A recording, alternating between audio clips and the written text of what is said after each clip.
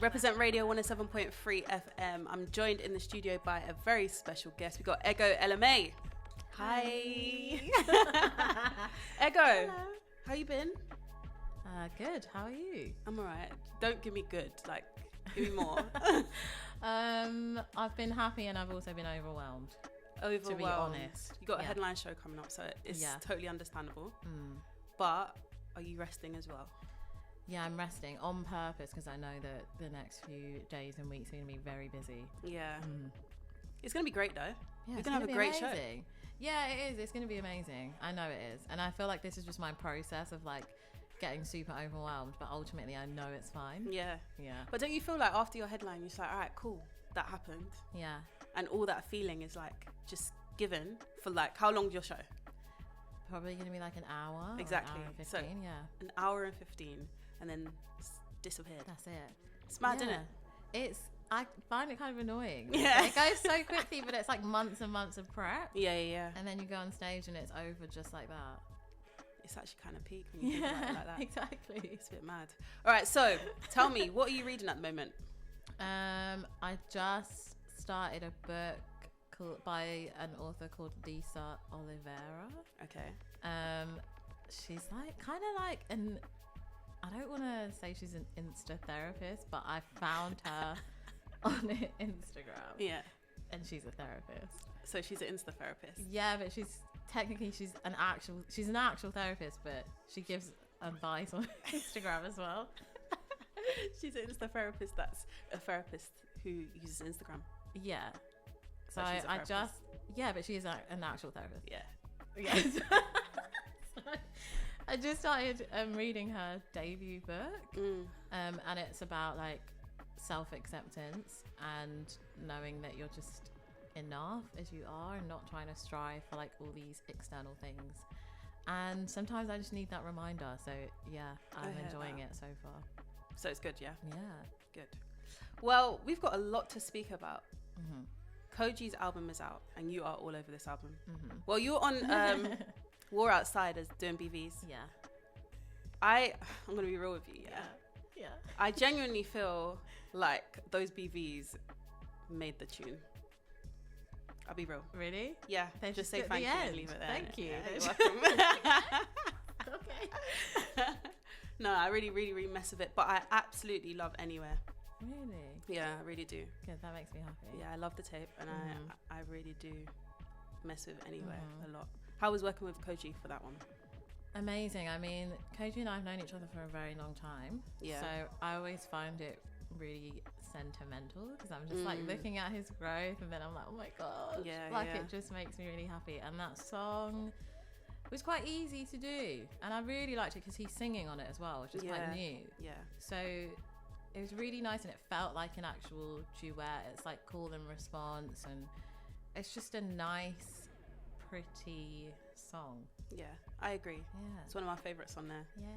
And I actually really enjoy the tape. I thought I wasn't going to enjoy it as much because I didn't love the singles. But it's so cohesive and he is rapping his butt off. Like, it's sick. Yeah. So I mess with it. Let's actually get into Anywhere since it's out now. Koji Radical, Ego LMA with Anywhere, taken from the album Reason to Smile. Represent Radio, that was Koji Radical and Ego LMA with Anywhere. Ego is in the building. Yay. Yeah. Yay. All right, so we have to talk about Fieldnotes before we talk about Fieldnotes Part 2.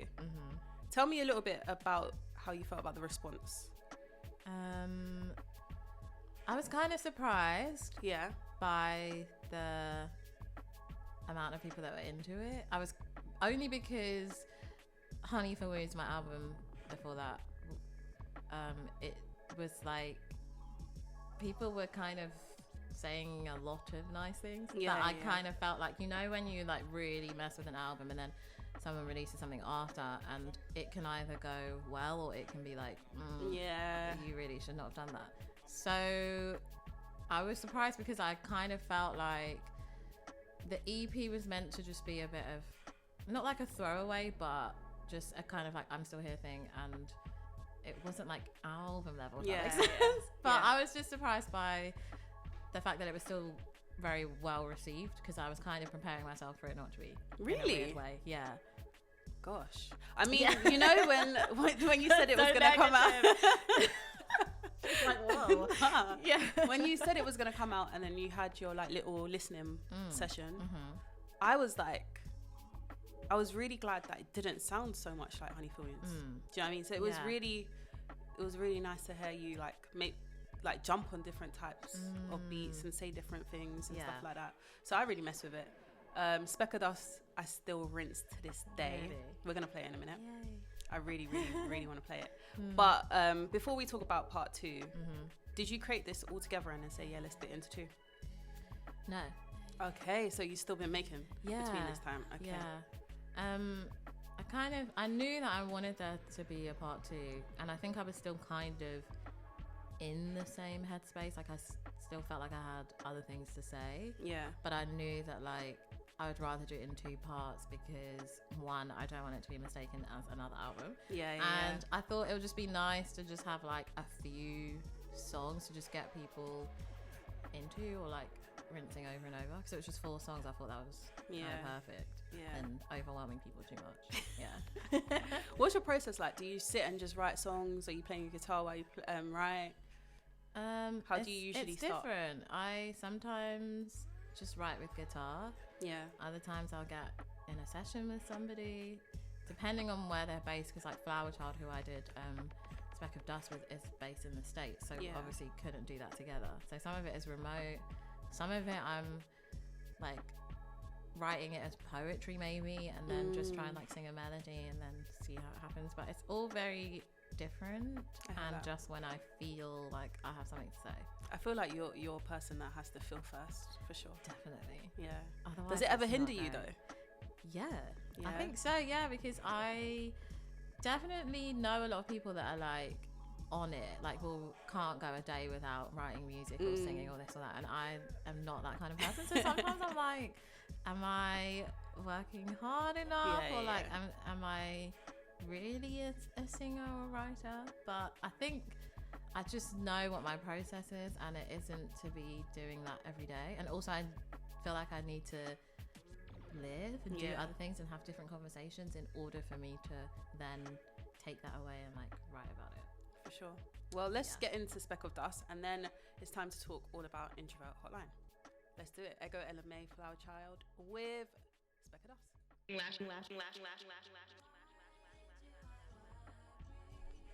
Ego LMA with Speck of Dust. She's in the building. We are going to have a chat about her brand new single, Introvert Hotline. Tell me about this tune. Tell me everything. How the writing for it. What inspired this song, Ego? Basically, I just wanted to talk about the fact that I hate phone calls. Do you? Really? Yeah. I think it is the introverted side of me. Yeah. I just get a bit of anxiety when the phone rings, and I just look at it and I'm like, look at it and wait for the text. Really? To explain why they're calling me. Why don't you like phone calls though? What is it? I think I find it a bit awkward to like not see somebody's face, to just be talking to them. And also I don't know how to end the conversation. No, you want them bye. Yeah, I'm bye, like, bye, okay, bye. I'll just want to get off as soon as I'm on, and I just think I spend the rest of the time on the phone call trying to get off. Really? Or like waiting for the right time to be like, okay. There's only a few people I bye. feel like that with, but other than that, I'm such a phone call person. Oh, I can't. I hate texting. Really? I don't have the much attention prefer for it. it. And also I think because I can just like reply when I want with texting, maybe That sounds why shady. I prefer it. I can just look at it and not have to respond straight away. Like on the phone, I know I have to have a full-on conversation, and maybe I'm just not ready. So are you like a proper let's get into a conversation via text person? No. Are you a person that likes to talk to people in front of them? Yeah. Okay. Like, I just want to like look at them and like see their facial expressions or Yeah. their body language. So do you like overthink what everyone is saying when you're talking to them without seeing them? No, Or how they I might be just find it uncomfortable because I can't see them. That is jokes. I know. Gosh. I can talk to a few people. Like I can talk to like my family. Yeah, on yeah. there, but I don't necessarily, or like my manager, for instance, because we have to talk all the time. But don't you find, when you're on the phone to people, when you're texting people, that the conversation just lasts so much longer because we're texting? Yeah, also because I can take really long to respond. Yeah, that is true. You're one of them slow replies. Yeah, sometimes. But then, I don't know, but then I'll just be like, let's meet. I hear that. Maybe. I'm all for that. Yeah. So that's basically what the song was about. I was kind of like making fun of it myself, but also I'm being serious. Like, I actually don't like phone calls. You know? I hear it. I mean, if you don't, you don't. You see, now because you are a full-blown artist, like you are the ego LMA, do people expect you to be like this crazy extroverted person when they meet you? Maybe. I guess if you don't really know me, you might assume. Or sometimes I actually just overdo it because I'm uncomfortable. Really? Does that make sense? Do you know what I call myself? I can overexert myself because I'm like, I don't want you to realize I'm actually like freaking out. Yeah. I call myself a performative introvert. That is exactly what I am. Yeah, that's what I call myself. There's a term for it. Because I feel like I don't really want to be here. I don't really want to talk to you, but I'm just going to pretend. Yeah. Oh my God. Yeah. I feel seen. Yeah, performative introvert. That is exactly it. For sure. Wow. Like people meet me and think, wow, why are you so quiet? But I'm just like, unless I want to chat to you, I'm not going to. Or I find that people say, like, when I explain I am an introvert, they're like, oh no, you're not. You're always so talkative or bubbly. And I'm like, that's what you think. Yeah, exactly. Wow. You're just performing. Oh my God, you feel seen. I'm so glad you do. Whoa. Well, this song is on your tape, part 2. Tell me about this tape. It, as in Fieldnotes Pt II. Basically, I will say that it's kind of like more about relationships, which is kind of strange because I don't usually talk that much about relationships. But also, it kind of tied in with Introvert Hotline because when I wrote it, I was in like a new situation with somebody who like wanted to talk on the phone all the time, so like get to know me, and I was like, ugh, I'm gonna have to like explain. Well, I just have to explain that we need to communicate in a different way because I'm very awkward on the phone and like I'm just not going to be doing my best work on the phone. I'm very weird. Like I'd prefer to just meet with you, you know? Yeah. So it's funny because that's also how that song came about. And then the other songs on the EP are also just like quite lovely or just like my takes on my relationships that I've had. Yeah. But also I feel kind of weird doing a whole project just on one subject because I usually delve into like different things. It's fine, it's an EP. Yeah, exactly. It's totally fine. And I feel like it's kind of overdue for me to like talk about that kind of stuff. Like for the both of us on there as well. It's like the breakup song, you know, and it's kind of interesting talking about like love. Yeah. Oh, I love though. I do. Me Let's get too. into Introvert Hotline, and then I want to know what's coming up. Talk a little bit about the headline show and all that jazz. Let's get into it.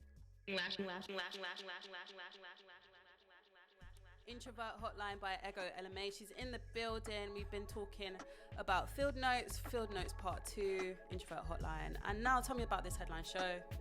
Tell me about what can people expect on the 10th in London. It's a full band show, which I'm very excited about. I love a full band show. A full band show is amazing. I know. You can expect me singing my heart out, dancing on stage. Jeez. As in not really like, not choreography, just doing your hand sway. Yeah, doing a little hand movement. Your hand stuff. And yeah, I don't know, just the songs. Yeah. The songs. Yeah. I'm really excited. Has everyone messaged you like, yo, we're gassed? I'm sure. Yeah, I have had a few messages like that, which makes me even more excited about it. Yeah. Yeah, I think it's going to be a lot of fun. Yeah. So yeah, it's I can't gonna be wait. wicked. Yeah. The last headline was where? Omera? That was at Omera in July. That was a good show. And that was as a well. lot of fun. So yeah, I'm even more excited. Because And also there's a lot more Lafayette's a music. beautiful venue too. So nice, isn't it? Yeah, so I can't wait. Yeah, and there's more music. Loads more music. Yeah, it's going to be good. I'm really excited. So Me what's too. next? After this headline, what do you want to do? well, I'm going to start working on my next album. Cheers. So I think I'm going to probably disappear for a bit, to be honest, and just focus on writing the new stuff. Yeah, that's kind of it. Just writing and reading more to get myself inspired and living through summer. You have to live. You have to. Do you know what? I really look forward to what you'll call the next album, because Honey for Wounds is a bad boy name. It is, isn't it? It was a very I'm kind of scared. Yeah. That's a good point. Yeah, it's a good name. It is. You've got a lot to live up to, sis. Well, let's get into For the Both of Us. I'm really, really in love with this song. It's a beautiful tune. Thank you. Do you feel beautiful about it? Yes, now I do, but the like process of writing it was very painful. I can imagine. But now I think, wow, it's a really beautiful song that has come from like pain and lots of tears. But yeah, I hear it. Well, let's get into it. Thank you, Ego, for joining me. Thank you. It's a pleasure. Thank you.